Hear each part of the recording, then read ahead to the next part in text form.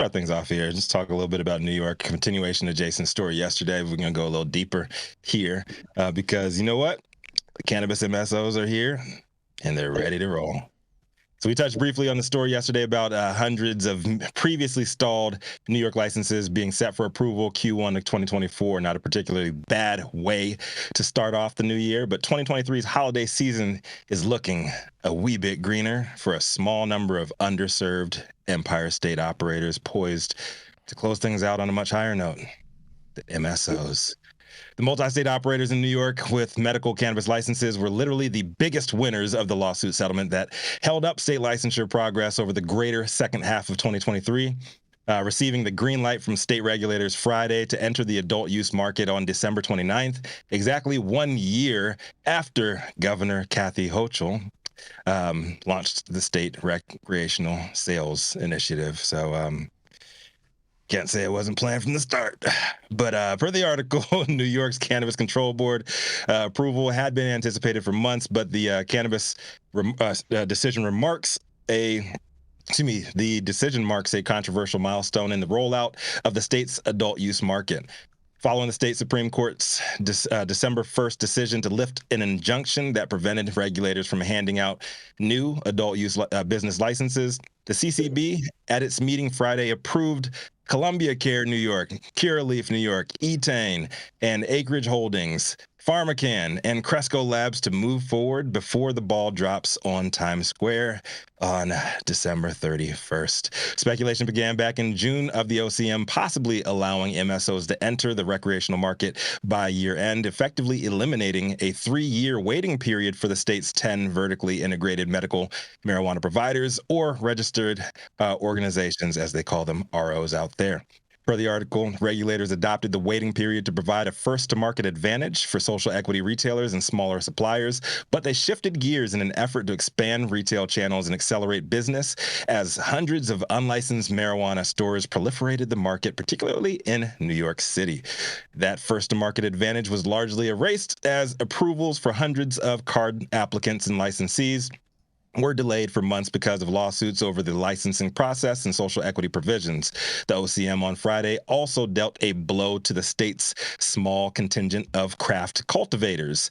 The agency announced the state's Cannabis Growers Showcase program, the farmers market that we were all big fans of, would be scrapped by the end of this year. The showcases, which range from farmers market-like setups to more conventional retail experiences, were designed to help marijuana cultivators sell off a glut of inventory, 2 years of which, left over from last year, and according to the state, generated more than $4 million in sales.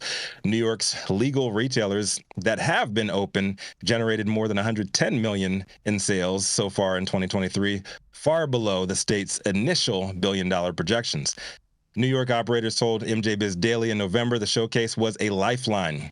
Wyatt Harms, the co-founder and CEO of Brooklyn-based pre-roll brand Flamer, said at the time that there's not enough distribution for small farmers, and many invested their life savings into legal weed. I don't know why you would stop a program that is providing at least some relief to the farmers. And you know what, Wyatt? We feel your pain, brother. Wish you and the rest of the folks looking to grind things out the absolute best of luck going forward. But seeing as how California operators, dealt with an eerily similar sequence of events, I unfortunately cannot really offer much more positivity beyond that. But being Rico Lamitte, the dopest dad on the street for High at 9 News, I certainly don't want to be the lone Debbie Downer here. Just want to make sure that y'all continue to follow the money. So I'm opening up the conversation to the rest of the team. Is New York's card licensing program DOA, or will the good people who chose to follow the rules be able to actually compete? All the people following the rules are going to get screwed. That just is what it is. They're all going to get screwed. They're all going to get washed like detergent soap. I like detergent soap. Mm-hmm. Yep.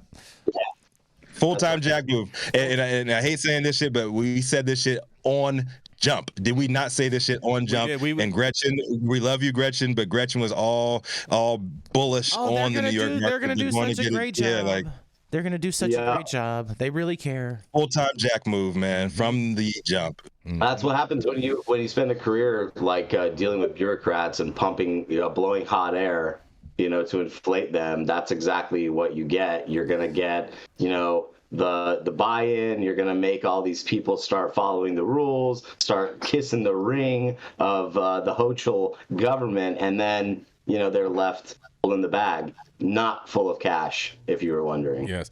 The thing about this too, and I hate to even say this, okay, but I've said it before, I'm going to say it again, and it's so sad that on December 29th, when the MSOs open up adult use sales, they are going to have fresher weed than all of the retail stores that are actually open in New York. Yep. Now. That is, I think, the first state that has happened in, and that should just go to show you what a catastrophic failure New York has turned out to be.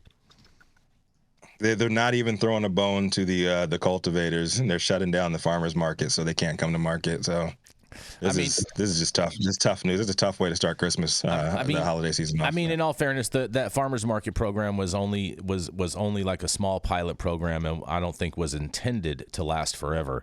But it was intended to help them with their oversupply of 1.5, 2-year-old weed now. I mean, it generated $4 million of sales, and it was that's like, called that's $4 million of suckers right there. Oh, listen, I know. Listen. It's a little bit of positivity for a little bit of relief for the operators in the state, and it's a shame that they're cutting that off completely. And they're still, like, even if it's a couple of weeks, they're still giving a head start to the MSOs over everybody else. This is. It's unfortunate. And I agree with Justin in the chat. He says farmers market was nothing more than a distraction. Yep. Shiny object. That's right. Hey, farmers, we'll let you go sell your boof. Just set up a table. Yeah. I mean, why not New York? I mean, they're letting everyone else just set up tables and sell everything on the streets. Right. Why not? When are they going to crack down on all the illegal dispensaries? And they don't have the manpower or the bandwidth to possibly do that in life. It's a joke. It is. I mean, it is. It just goes to show you how much you can really get away with when government is overburdened. I gotta hop in on that. I mean, to the question, when are they going to crack down on all the, unsanctioned, illegal, and unpermitted dispensaries? I mean, I think we have a long track record to show that prohibition is not the effective tool. And so I think if we've got the carrot on one hand and the stick on the other, we can see that the stick of prohibition as a way to get people to comply or to be a part of a regulated system is a failed approach. And so do I think that means that regulators and enforcement bodies should be completely stickless? Probably not. But I don't think there's an enforcement approach to unregulated dispensaries in New York that's going to cause people to embrace the regulated market. They're going to have to find a way to be all honey and not vinegar if they're going to be successful, in my opinion. Wow, look at that, Yara. What's the advantage of getting a license and doing things right? There is no advantage. Rules? There is. Well, no I'll tell you. No, hold on, Jason. Yeah. You have the war stories, the battle scars, and the narrative to say otherwise. The advantage is I'll take the Bureau of Equalization and burden some taxes over cops and robbers. The advantage is hold on, cops and robbers? Are you serious? The cops, the robbers are attacking all the licensed facilities here in California and across other states, and there is no police protection for cannabis. So you're still in the same spot. Ooh, he got me there. I know. I'm not often speechless. I just got put in my place. Yeah. Hey, and Yara, I do want to give you major shout outs for all of your wording on your Instagram post yesterday. Those were fantastic, and I enjoyed every single one of your comments.